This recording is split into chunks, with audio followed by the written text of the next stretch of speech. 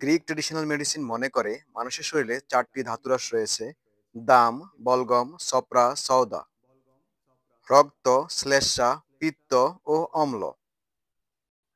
এই চিকিৎসা বিজ্ঞান আরো মনে করে শরীরের এই চারটি ধাতুরাশ যদি সাম্য ও সুসহনীয় মাত্রায় থাকে তবে বডির নর্মাল ফিজিওলজিক্যাল কন্ডিশন বজায় থাকে।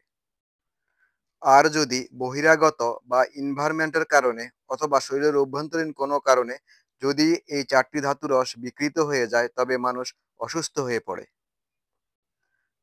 একজন ট্রেডিশনাল মেডিসিনের চিকিৎসকের দায়িত্ব হলো শরীর যদি সুস্থ থাকে তবে সুস্থতাকে বজায় রাখা। আর যদি কোনো কারণে শরীর অসুস্থ হয়ে পড়ে তবে সেই অসুস্থতাকে আবার সুস্থতায় ফিরিয়ে নিয়ে আসা। আর এর জন্য তিনটি পন্থা অবলম্বন করতে হয়: এলাজ বিল দাওয়া, এলাজ বিল গেজা, এলাজ বিল জাহারিয়াত। তার মানে হলো খাদ্যের মাধ্যমে চিকিৎসা, ঔষধের মাধ্যমে চিকিৎসা, অথবা প্রয়োজনে সার্জিক্যাল প্রসিডিউর মেনটেন করা।